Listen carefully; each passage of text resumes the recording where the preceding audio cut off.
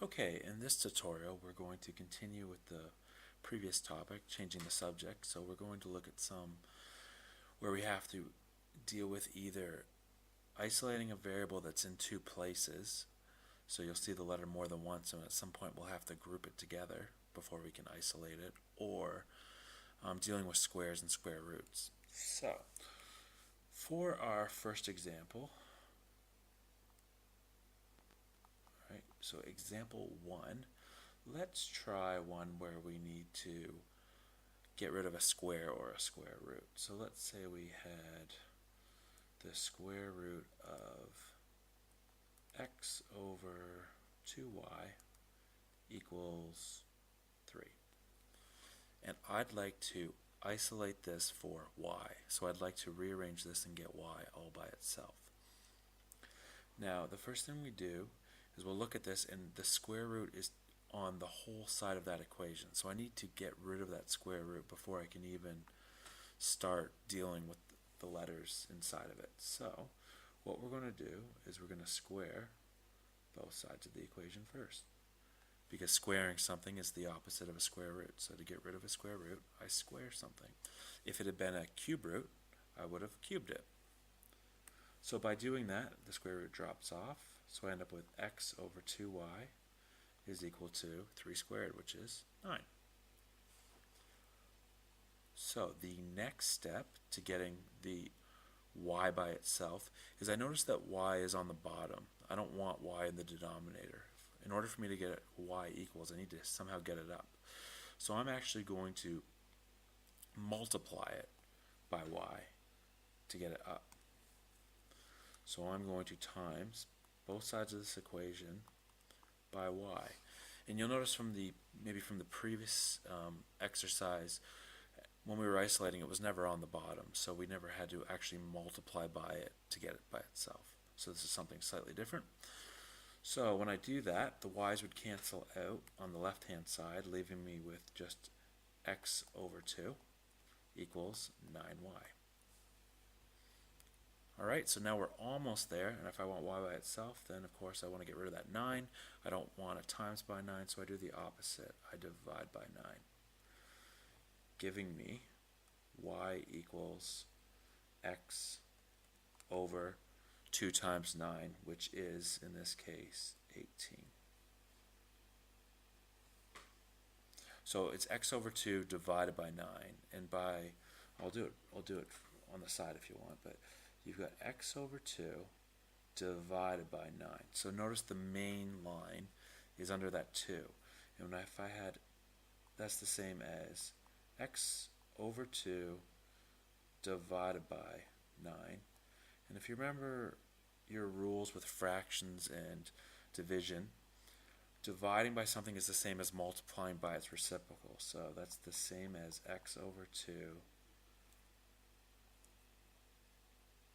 times 1 over 9, which would give me x over 18, because 2 times 9 is 18.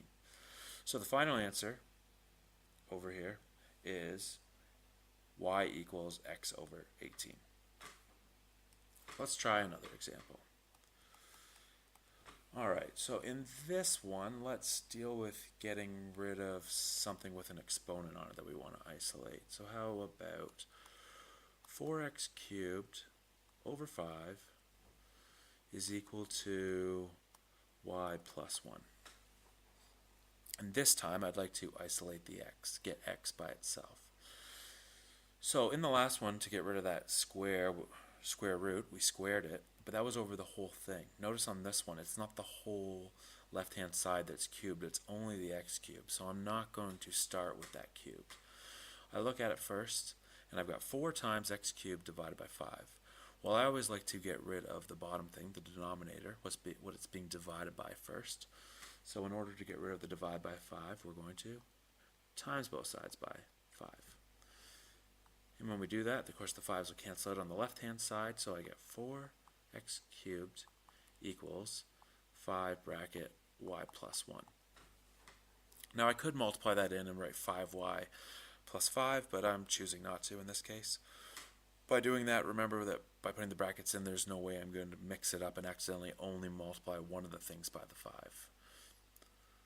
So the next step in solving this is I've got 4 times x cubed. Well, once again, the cubed is only on the x, so I'm going to get rid of the other piece first. So I want to get rid of a times by 4. I do that by dividing by both sides by 4. Doing that leaves me with x cubed equals 5 bracket y plus 1 divided by 4. Now the last step, if I want to get rid of a cubed, I do the opposite. And the opposite of cubed is a cube root. So I have to take the cube root of both sides, leaving me with x equals the cube root of 5 bracket y plus 1 over 4. And once again, I'll say if I had multiplied that 5 in, so if I had the cube root of 5y plus 5 all divided by 4, that would be the same thing. And that is the final answer. Note, just as a side note, now when I wrote this cube root, it is definitely going down, but just to show you, if I was to, let's say, erase it a little bit. If I was to write this and it only looks like it's on the top there, that looks like the 4 does not have the cube root of it, and we are taking the cube root of the whole thing. So it is important when I write this to make that and try to make it go down as far as I can. And the further down I go, the less likely there's going to be any confusion as to whether it's just the top or it's the whole thing. Alright, another example. Let's do one this time where we have to isolate a letter that appears in more than one place. So how about v equals 2a plus 3b all divided by 5a minus b. And I would like to isolate this for a. So the first thing you may want to do is try to divide the a's or something on this side, but we can't do that. Remember, if we're trying to divide the numerator by the denominator, because there's 2 terms down there, there's a 5a minus b, I have to divide that whole top by that. So that's not really going to get me anywhere in this case. What I do want is definitely, as I always do, I don't want any of the letters that I'm trying to solve for on the bottom. So I want to get that up. So in order to do that, I'm going to multiply both sides by that 5a minus b. I'm going to get multiplied by the whole denominator. If I do that to the right, of course, I'm also going to do it to the left-hand side. So rewriting this, I've got v bracket 5a minus b is equal to, and of course on the right-hand side they're going to cancel out. That's why I multiplied it by that, leaving me with 2a plus 3b. Alright, so we're starting to get somewhere. We no longer have a denominator. We've got an equation with things on both sides. Now, it doesn't really help me that there's brackets on the left-hand side because I'm trying to get that a isolated, but it's inside of brackets. So I'm going to have to multiply that v in. So I'm going to have to expand this out. So that gives me 5va minus vb. And I could have wrote 5av minus bv. It's the same thing. So equals 2a plus 3b, since I didn't touch the right-hand side of this equation. So now I really want to group these a's together and isolate these a's. So I'm going to, this time, I guess do it in one step, but I could, to get it off of the right-hand side, minus 2a from both sides. And at the same time, I could be plussing that VB to get it off of the left-hand side, but I'm going to do it in 2 separate steps for this one. So that gives me 5VA minus 2A, just so I can group them, minus VB is equal to, now the 2A's are gone, so on the on the right-hand side, I'm just going to have 3B left over. Now, I'm trying to get A by itself, so I'm going to factorize A out of these first 2 terms. So I'm going to divide A out of them, And if I do that, I get a bracket 5v minus 2. And I've still got this minus vb over here. So the next thing I'm going to do, getting a by itself, is move anything that's not attached to it. So anything that's not multiplying or dividing by the a. And that would be the vb. So I'm going to plus vb to both sides. And as I said before, I really could have moved it at the exact same time. If you're comfortable with this, you can of course do that. I've done it in a separate step this time. So by doing that, the next line would be a bracket 5v minus 2 equals 3b plus vb.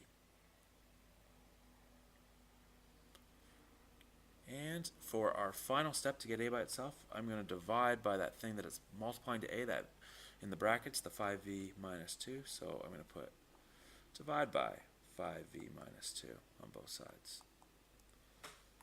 Leaving me with a equals 3b plus vb, all divided by 5v minus 2.